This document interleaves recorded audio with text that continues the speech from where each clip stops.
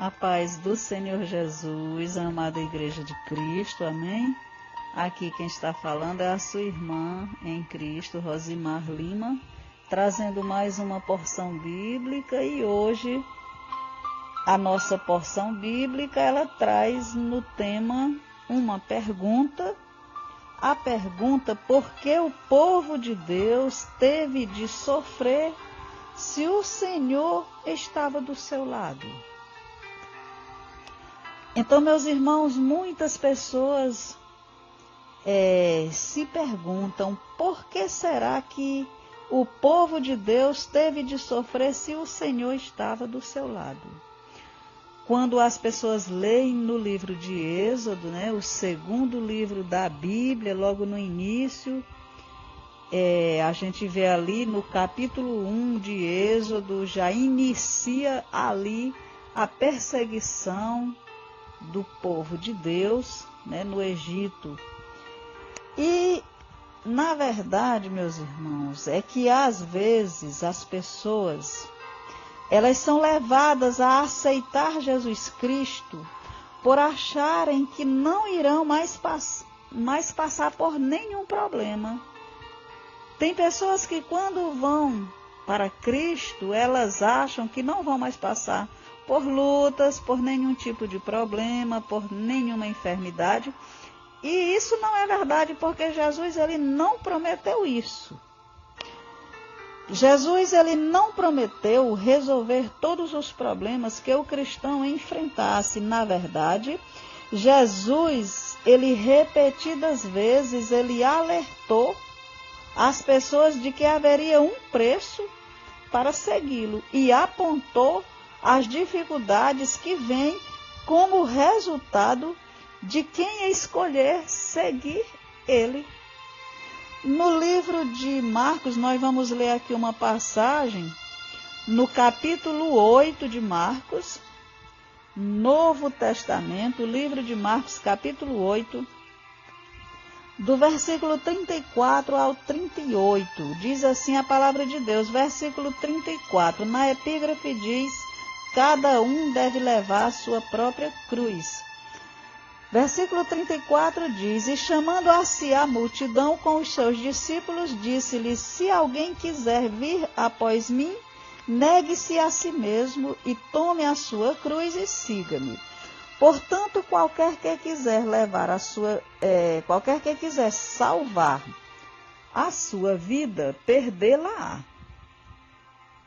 Mas qualquer que perder a sua vida por amor de mim e do Evangelho, esse a salvará. Pois que aproveitaria ao homem ganhar todo o mundo e perder a sua alma? Ou que daria o homem pelo resgate da sua alma?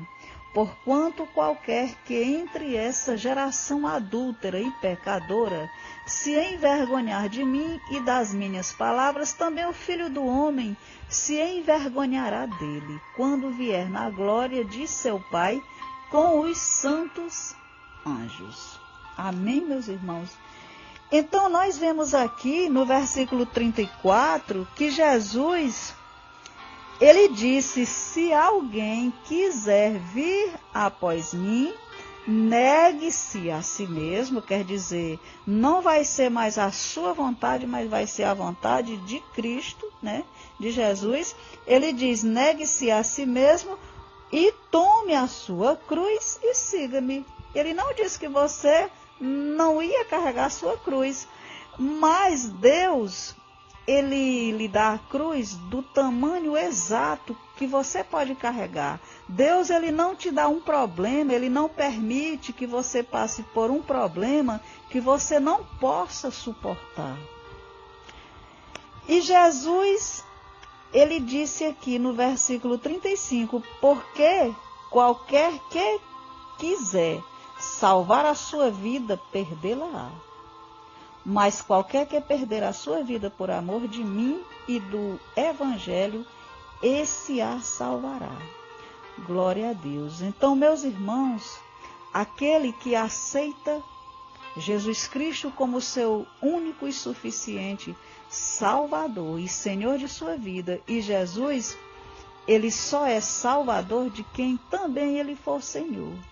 Aquele que aceitar Jesus, ele vai passar por problemas, ele vai andar o contrário do que o mundo anda.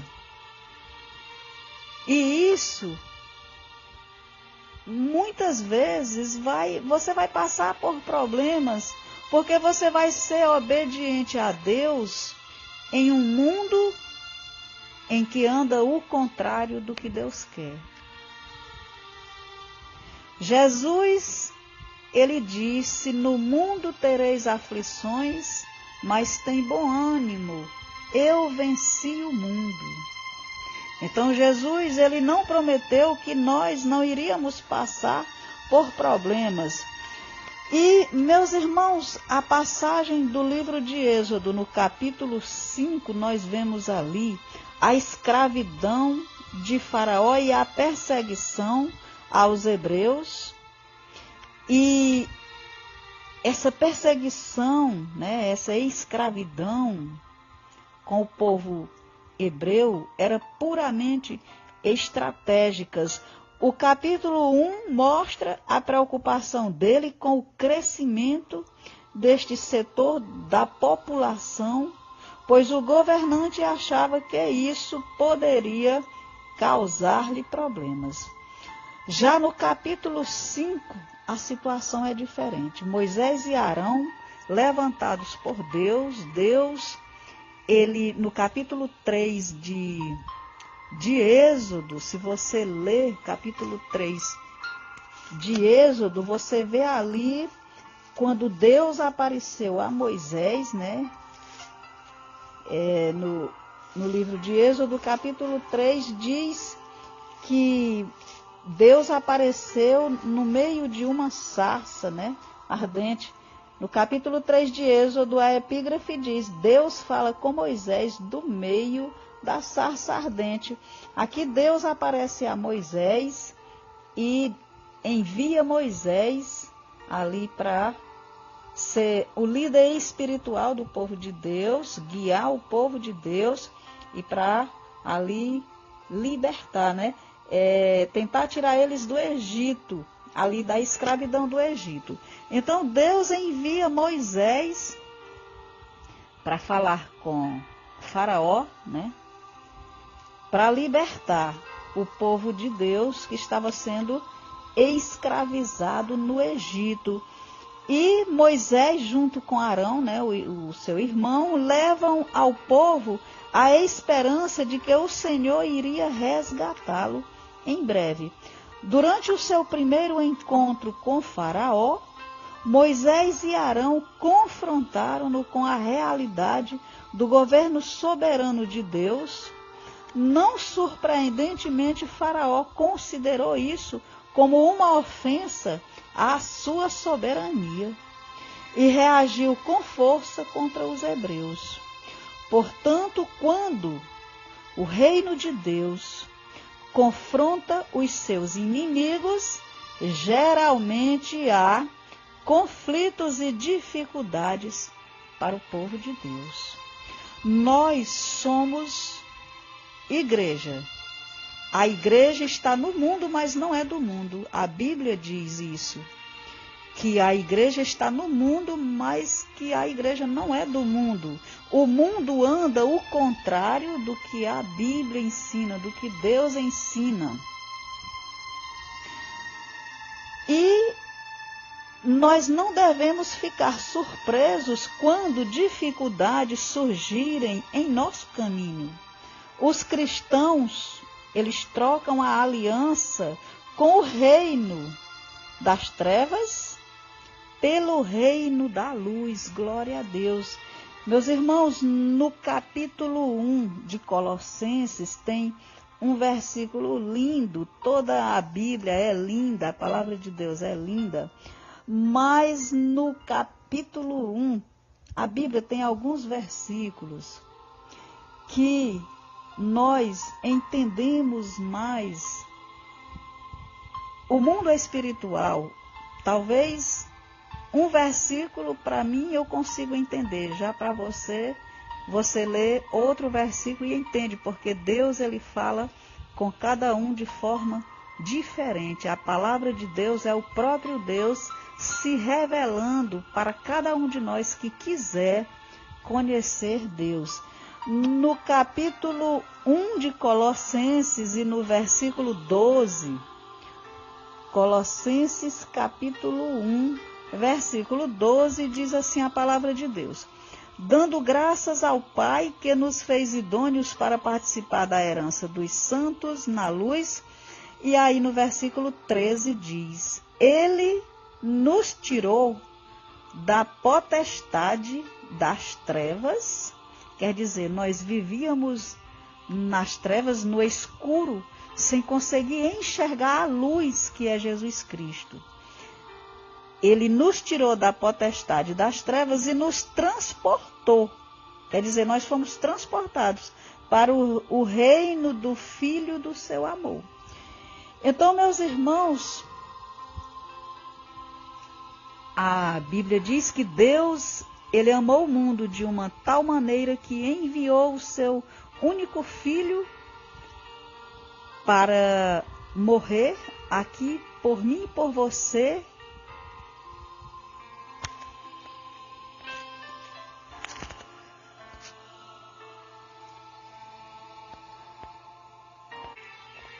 No livro de João, no capítulo 3 e no versículo 16, diz: porque Deus amou o mundo de tal maneira que deu o seu Filho unigênito para que todo aquele que nele crê não pereça, mas tenha a vida eterna.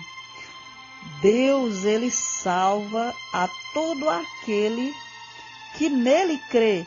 No versículo 18, ainda do capítulo 3 de João, diz: quem crê nele não é condenado, mas quem não crê já está condenado, porquanto não crê no nome do unigênito Filho de Deus. E a condenação é esta, que a luz veio ao mundo e os homens amaram mais as trevas do que a luz, porque as suas obras eram más. Então, meus irmãos, aqui no livro de Colossenses, quando nós vemos aqui no versículo 13, capítulo 1 de Colossenses e versículo 13, é exatamente isso que você sente depois que você aceita Jesus Cristo e que você conhece Jesus Cristo através da Bíblia. É como se você estivesse num lugar e fosse transportado para outro lugar. E aqui nesse versículo ele diz: ele nos tirou da potestade das trevas e nos transportou. Nós fomos transportados para o reino do Filho do seu amor.